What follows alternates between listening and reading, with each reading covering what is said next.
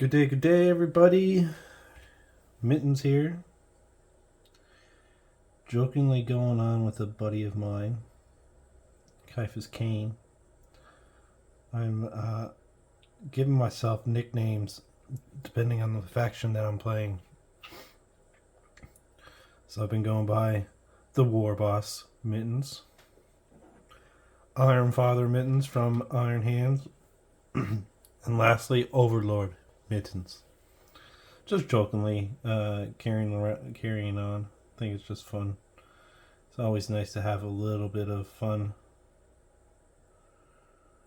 But I'm telling you right now, this kit, these mold lines, they are not fun. There's so many of them. And it's prominent, like going through the whole thing. Like, I don't know.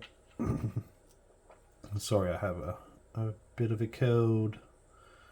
I just don't know how there can be so many of them.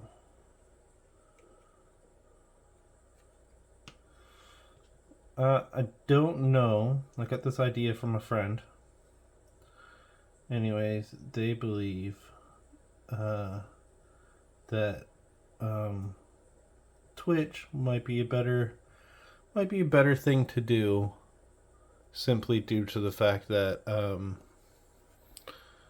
I can communicate with an audience rather than people watch the videos.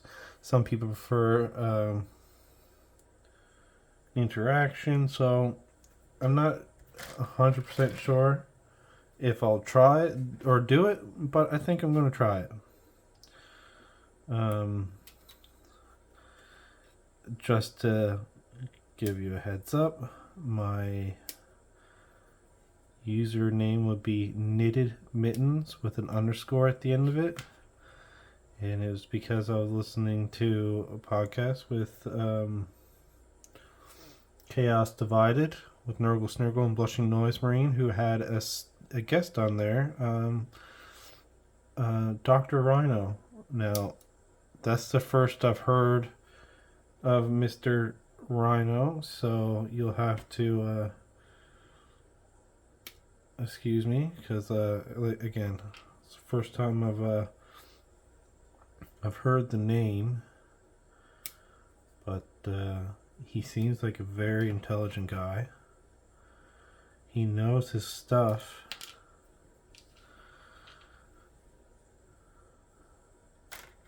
And overall, the podcast that I listened to while he was on, absolutely hilarious. Great, well informative.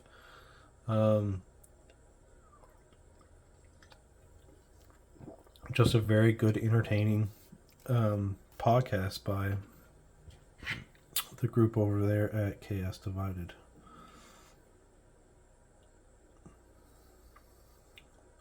They do some great work.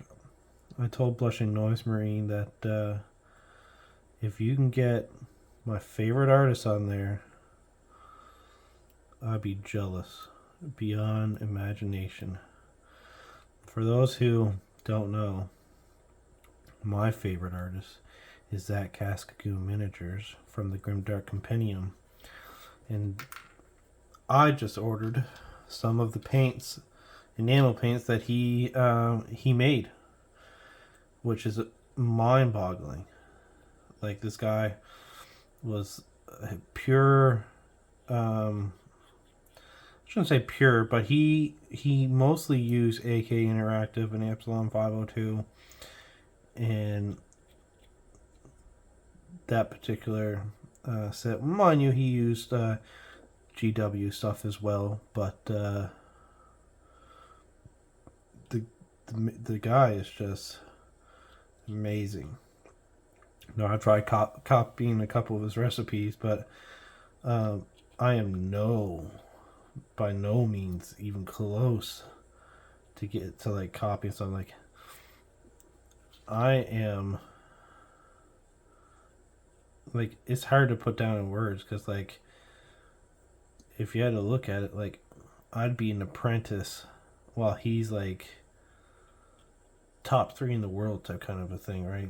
Like, it's, to me anyways, to me, I find like he paints very grim dark, and I don't know. Like, I don't get me wrong, I love the clean look of certain things, and like having like pristine, but like I just find in Warhammer 40k, in the grim dark future, there's only war.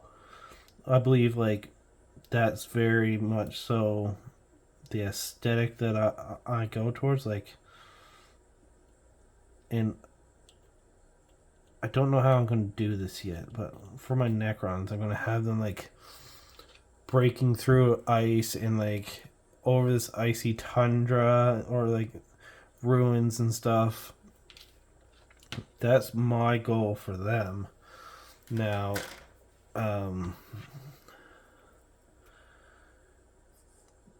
so I have some ideas on what I'm going to do and how I'm going to do it.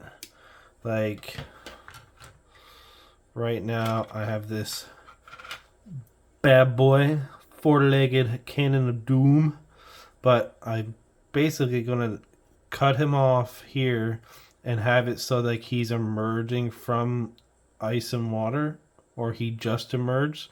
So I'll be able to use these pieces in another model and just have it so that he's like say he just burst through some ice and like he's ready for war. And then the other one, I'm just going to keep it on the exact same, because I have two of them.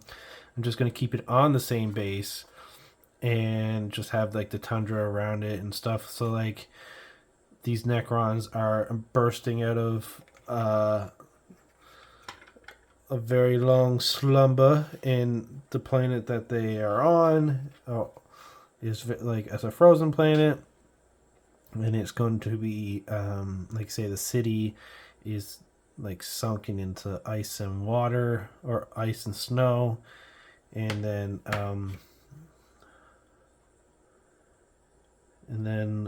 they're emerging. So like some of them I want to be like breaking through, so there's going to be a lot of firsts for me on this project.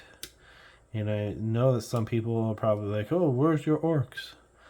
I find like for me personally, I have to have like multiple things on the go.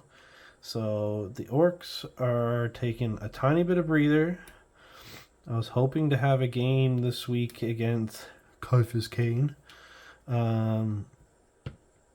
But unfortunately, I'm sick, so I don't think I'll be getting a game in with them.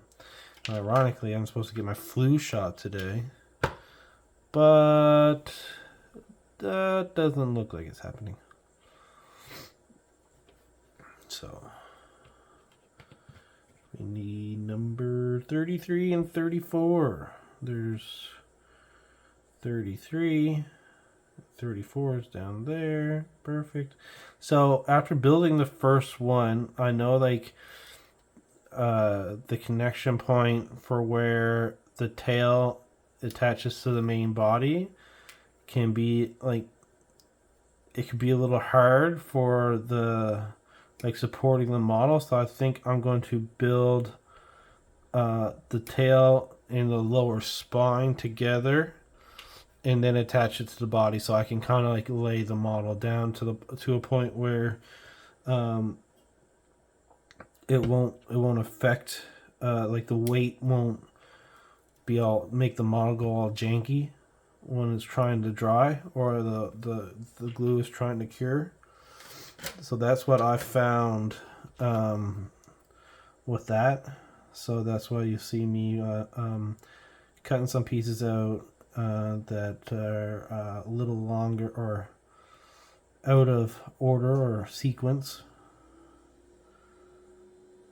I know there's another one here somewhere. Didn't I just cut this one and I had 3 spots?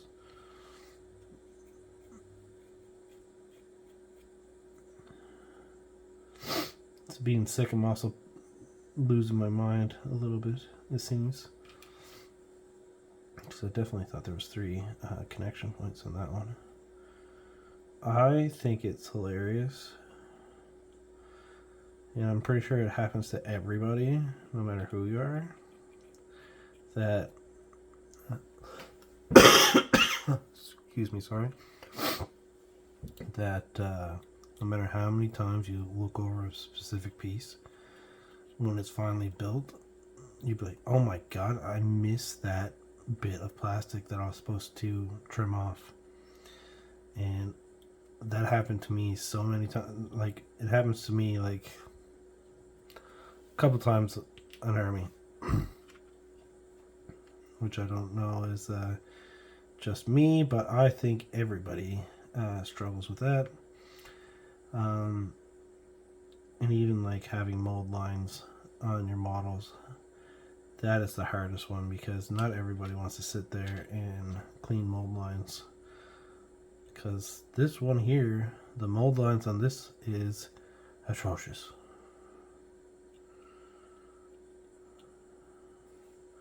And sometimes mold lines are just the bane of my existence, because they're in the like, oh yeah, I'll skip that one, and then you skip it in the way you're painting it. That mold line ends up like really screwing everything up on your paint job, but you didn't think it would. And then it's like, well, what do I do? Like, look at these. Look at these. Like, everyone has a freaking mold line. Figure that in today's technology, mold lines would be a thing of the past.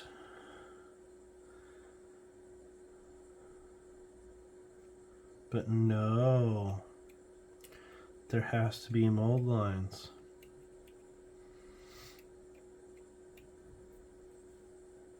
Mold lines are stupid. So, I really like how the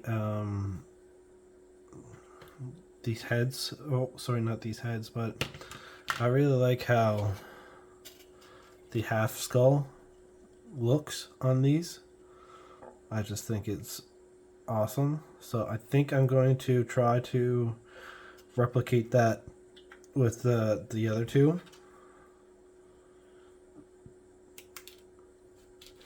And just try to figure out how I can make it all, like, a good thing there's like a bunch of heads here that I can definitely choose from. I mean, it's only 3 in the model, but yet there's 3 in the pack. 3 models in this pack or kit. And there is 2, 4, there's 6 heads, so there's 2 heads per one, but really with necrons there's not a whole lot of stuff that you can really look at and say like, oh yeah, that's pretty cool. There's a very unique head. I'm gonna just use that one. Like, there's none of that with very much with necrons, unless it's you have some of the royalty packs. But as for myself, I think I've accumulated a nice necron force. I have the bam, Orokin the Diviner. Beautiful model. Again, gonna maybe have half his tail kind of like still set in the ice, so that's gonna look pretty cool. Boom! Imhotep, the Storm Lord. I'll have snow basically right under these, and I don't think I'm gonna do the cables purple, like right here on the arm and right on the chest. I really want to stay with the silver theme for my necrons. Like, I'm a huge Terminator fan. I loved Terminator when I was a kid. And boom! This is the one that I'm scared most about, because there's no way I have no idea how I'm going to replicate, or not replicate, or figure out what I'm going to do here for, like say him teleporting in or translocating in with all these, or like, I don't know. That's going to be a tricky one for me. So we'll have to wait and find out how I'm going to go about doing that. Greens is something. Green's my favorite color, so I tend to go towards the green when it comes to necrons. Like, I thought about doing a very dark gunmetal color and doing like red, but I don't think it will work out as much as I hope or I plan to do. So I'm just going to stick with doing it with the oh my god, brain fart. I'm just going to stick with doing the greens. Now for Green Stuff World posted this little tutorial on how they've made their snow bases or ice bases. So I think I'm going to kind of copy the same thing. However, I'm going to do it to the point where I am where'd that head go? I'm going to do it to a point where it's not as bright as theirs. Because theirs is really, really bright. See, like, look at that. Freaking missed that little piece. Yeah, theirs isn't as bright. I'm not going to do theirs as bright. And I might try to incorporate some green into the ice where it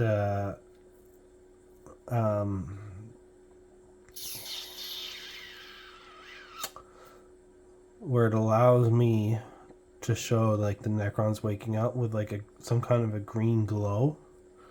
So that's going to be tricky. There's going to be, like, say, a lot of trial and error and a lot of first in this project for myself, which I'm okay with. Like, that's how I really want to do it. There's, like, say, I want to challenge myself. I don't want to just not get better at the hobby, because, like, in this hobby there's so many things you can get better at, and I find that things that I'm really lacking is following through on the execution. Like I said, I've tried to mimic a couple of Zach Cascue Miniatures color recipes, and unfortunately for myself, I don't really. I struggle a lot with self-confidence. So when I'm trying to replicate something and it doesn't really work, it's not like panning out to it's not looking how theirs is looking, I have a tendency to just kind of give up. And by no means that's how it is with the orcs. I'm just taking a little break from them because so bright. Doing such a bright job, or I mean bright colors, and I don't want to say it's hurting my eyes, but it's hurting my eyes. I'm getting old in my old age. So yeah. I will probably have more on the orcs soon. And do me, boys. But yeah. So it's not like, say, I'm trying to keep these videos down to about 20 minutes.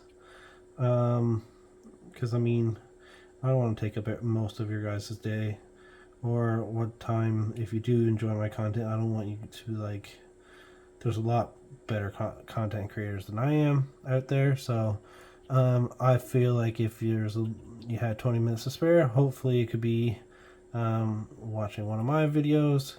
Now, sometimes I'm not going to say like every video is going to be 20 minutes, but I'm just trying to be mindful, keep them short and sweet.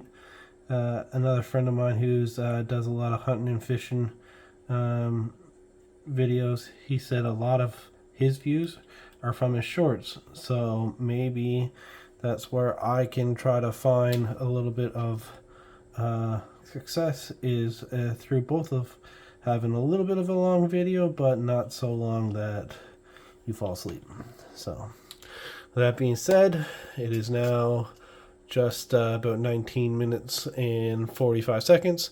So setting a goal and I'm sticking to it. So thank you very much for joining me and have a great day. Thank you. Bye-bye.